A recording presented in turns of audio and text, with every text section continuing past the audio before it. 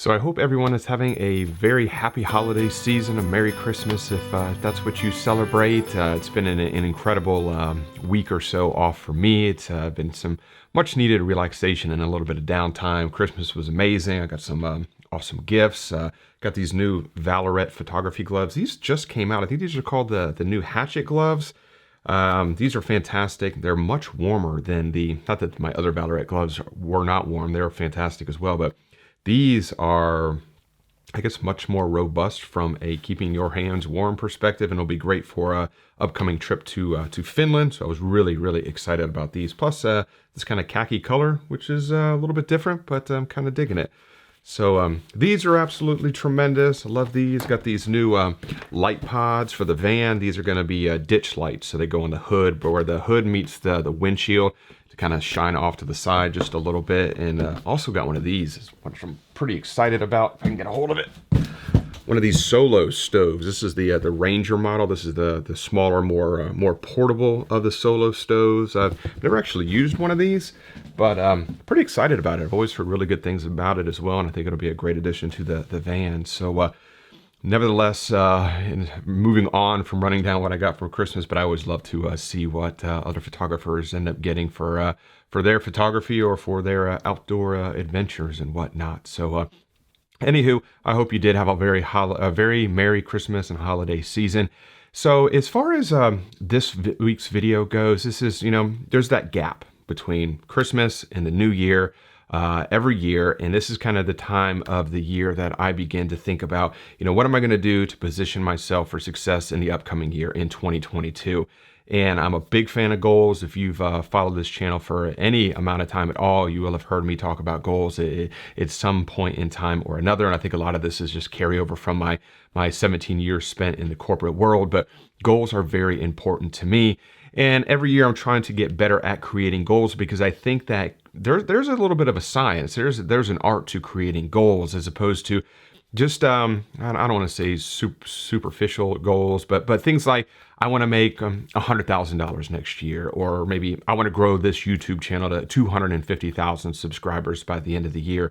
Things like that. Yeah, those sound like good goals, but there's no action behind it. Those are very high level goals. What are you going to do to make that $100,000 this year? Or what am I going to do to grow this channel to X amount of subscribers? Those kind of goals just are things that I always used to do, and there's no action behind them. So I try and make a concerted effort to not have those part of my annual goals every year.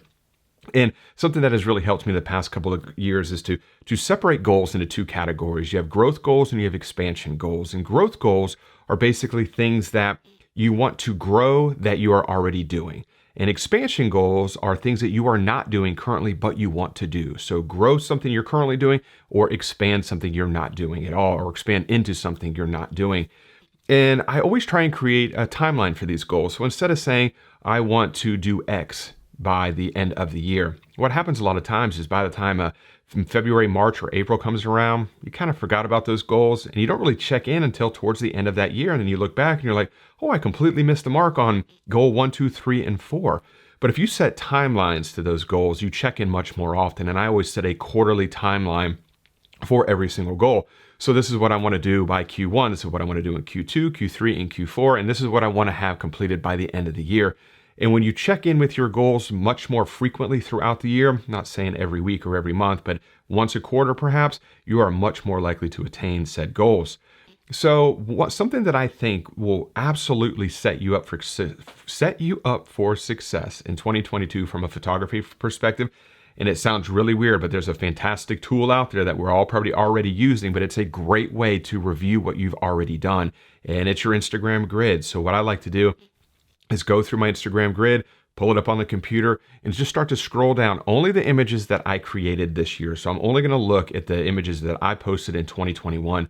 An interesting thing about Instagram, just like your website, you're only going to post your best work there. These are the images that you're most proud of. And what's so powerful about this is you're able to review what you did in totality for that year, and you can see trends. You can see things that you want to grow. You can see things that you want to expand upon.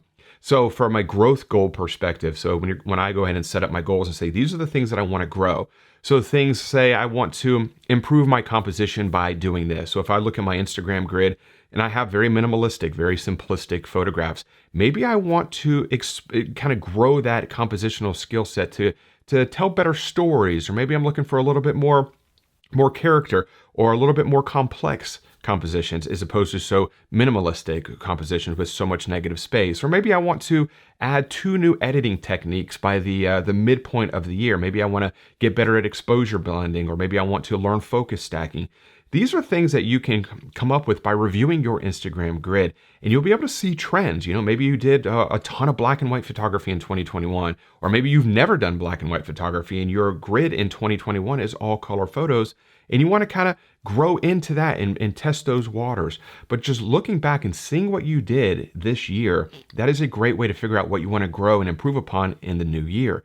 And so, for instance, as far as one more thing about the growth example, but something that I found looking through a lot of my photos of 2021 is there is so many grand scenes. There's so many wide angle shots. And what's interesting is one of my goals in 2020 was to start to look for more intimate scenes, start to use a telephoto lens more, and I achieved that. But this year I kind of went back to only the wide angle lens. Not everything's wide, but there's a ton of wide stuff in there.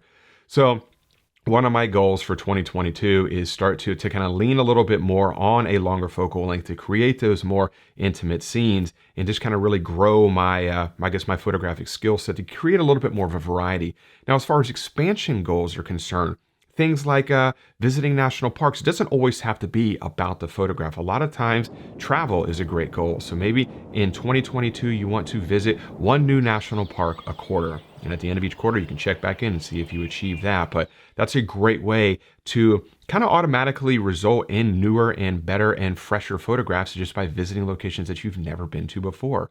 And like I said, maybe not focusing so much on grand scenes, focus on intimate scenes. If you never do anything with the telephoto lens, maybe 2022 is the year to purchase one and focus on something that you've never done before. And those are 2 great expansion goals. Those are both things, visiting different national parks you've never been to before. Yeah, you've been to a national park before, but you've never been to this national park. So you're expanding the national parks that you visited.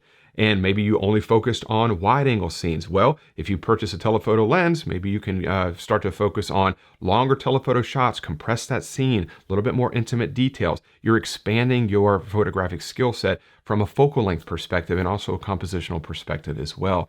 So, what's really great about this is I write everything down in these little books. These are just tiny little moleskin books, and they're absolutely fantastic. I have a thing about not writing goals down in an electronic device like a phone. I always write them down on a piece of paper. There is something about putting pen to paper that seems to create a little bit more finality. It almost makes it a little bit more, I guess, official, if you will. And I think it's fantastic just to check back in on those and also check back in on previous year's goals as well, just to kind of see how you're tracking. So over the next few days before the new year comes, this is definitely what I'm going to be doing, is focusing on what I can do to set myself up for success in 2022. Because in my experience over the last few years, creating these goals and really putting some thought into what you want to achieve in a new year, accomplishing that now between Christmas and the New Year's, but in that 1 year gap, is so powerful. Because what I find is when you start your goal setting after the new year has already come, you kind of lose a little bit of that steam. You lose a little bit of that rigor and that aggression to improve. And I think that now is the time to do that. So it's what I'll be working on as well. So this is the final video of 2021. I really do appreciate all the support. It has absolutely blown me away.